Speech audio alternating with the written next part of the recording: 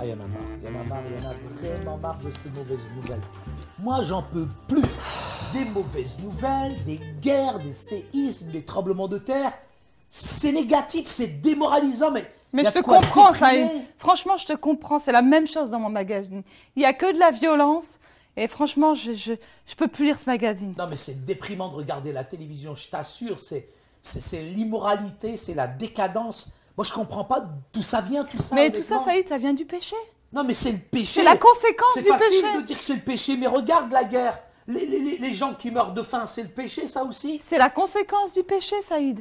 Et je t'invite vraiment à ce qu'on regarde dans la Bible ce qu'elle dit sur le péché. Qu'est-ce que dit la Bible sur le péché? J'aimerais bien Écoute, savoir. écoute. Attends, déjà le dictionnaire dit, moi c'est ce que j'ai appris là dernièrement, c'est de violer la loi morale. Mais le dictionnaire aussi nous dit que c'est comme si on violait la loi de Dieu. Écoute, franchement, Saïd, on va traiter un sujet difficile aujourd'hui. C'est pas évident, c'est délicat, Fatima. Le fait de violer les règles de Dieu, finalement. Le péché, c'est violer les règles de Dieu. Et tu sais, les gens, ils disent que c'est de violer les lois morales. Mais en fait, c'est parce qu'eux, ils ne croient pas en Dieu. Et c'est plus facile pour eux de dire que ce sont des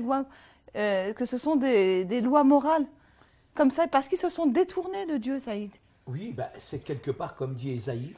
Ésaïe nous dit dans son chapitre 53, verset 6, que nous étions tous errants, comme des brebis, et chacun suivait sa propre voie.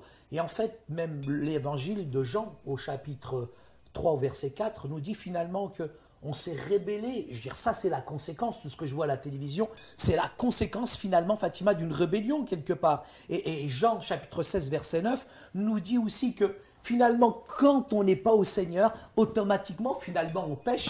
Et ça, c'est vraiment les conséquences. En fait, pécher, ça signifie, Fatima, manquer le but. C'est comme si on se détournait de l'objectif. Et puis aussi, pécher, j'ai l'impression que c'est cette souffrance, finalement, qu'on inflige directement à Dieu. Saïd, dis-moi, pourquoi on est imparfait? Pourquoi on pêche?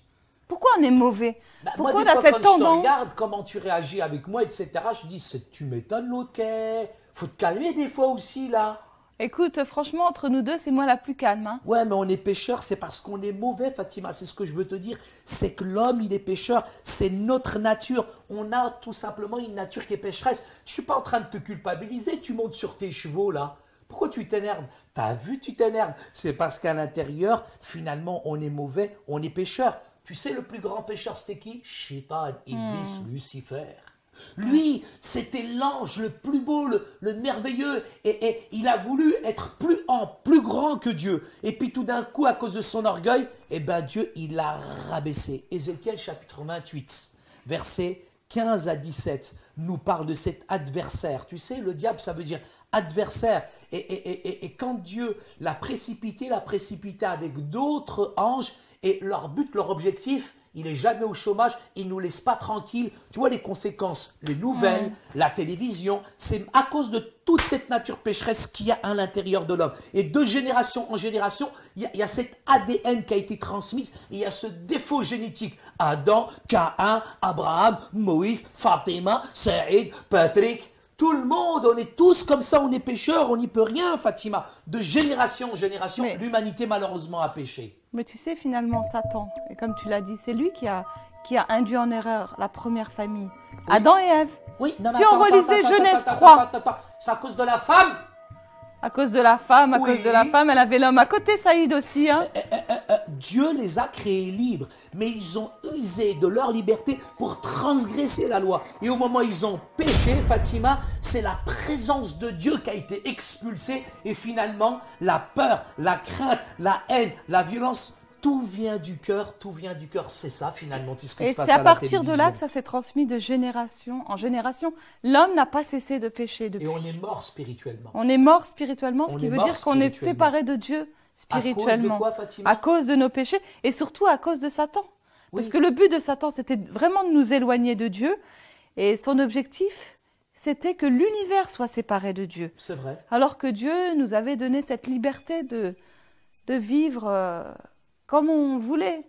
Le diable les a trompés, Fatima, tout simplement en leur disant que s'ils mangeaient du fruit, finalement, ils seraient comme des dieux. Et ils ont été trompés, en tout cas, ils ont péché, et là, ils ont subi les conséquences de leur péché, puisqu'ils ont subi la tristesse, la honte. Après, c'est rentré dans le cœur de tous les hommes. quand l'homme pêche, malheureusement, il y a les effets aussi du péché. Et finalement, la présence de Dieu s'est retirée. Et ils se sont cachés, comme l'homme se cache derrière l'alcool, derrière la drogue, derrière toutes sortes de choses. Et l'impact du péché, il se mesure aussi dans Genèse chapitre 3, versets 10, 12, 13, où finalement l'homme a essayé de se justifier, je dirais, en se cachant. Alors une autre vérité qui concerne le péché, Fatima, c'est que finalement le péché a progressé dans le cœur de tous les hommes. On voit Adam, on voit Ève, on voit Caïn, et on voit finalement que tous les hommes, il y a eu un cycle finalement dans la naissance où cette nature pécheresse, il y a comme un défaut génétique, il y a cette ADN qui s'est transmise. Pour résumer ce que tu as dit, le péché est entré dans l'univers à cause de Satan et ça a eu un impact sur notre vie. Et non seulement ça a eu un impact sur notre vie, mais ça a eu un impact aussi sur Dieu puisqu'il a été attristé par notre comportement. Mais à la fois il a été attristé, à la fois Dieu ne peut pas nous priver de sa présence. Donc dans Genèse 6, les versets 5 et 6, Dieu nous dit « L'Éternel vit que les hommes faisaient de plus en plus de mal sur la terre, à longueur de journée, leur cœur ne concevait que le mal. Alors l'Éternel fut peiné d'avoir créé l'homme sur la terre, et il en a eu le cœur très affligé. » Donc non seulement Dieu est triste, mais en même temps, Dieu ne veut pas nous voir séparés de lui. Donc dans Luc, verset 19, verset 10, « Car le Fils de l'homme est venu chercher et amener au salut ceux qui étaient perdus. » Romains 5,12 dit ceci. « Par un seul homme, le péché est entré dans le monde, et par le péché, la mort. Et ainsi la mort a atteint tous les hommes, parce que tous ont péché et sont privés de la gloire de Dieu. » Et finalement, la Bible dit que le salaire du péché, c'est la mort.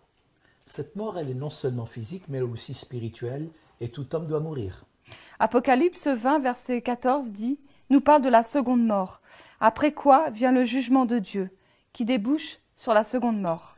Malheureusement, les conséquences du péché fait qu'aujourd'hui, on a normalisé le péché, et ce péché-là est une vraie conséquence aujourd'hui dans le monde qui abrutit, qui amoindrit et qui a détruit toute l'humanité. C'est vrai que quand on regarde autour de nous et dans ce monde, on s'aperçoit que une grande partie des événements dans ce monde, la cause, c'est le péché. Et ça, on l'oublie souvent. Et on le retrouve à l'intérieur du cœur. Exactement.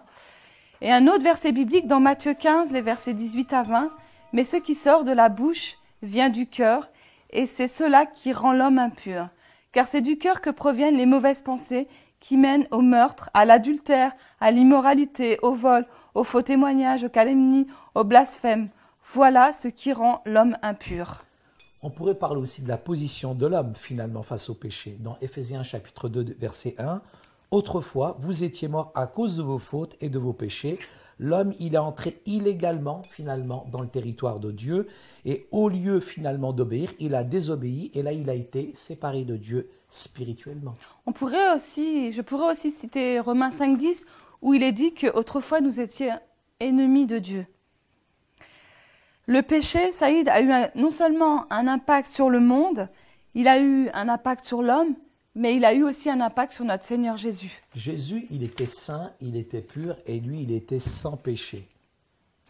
Un autre verset biblique, 2 Corinthiens 5, 21, « Qui n'a point connu le péché ?»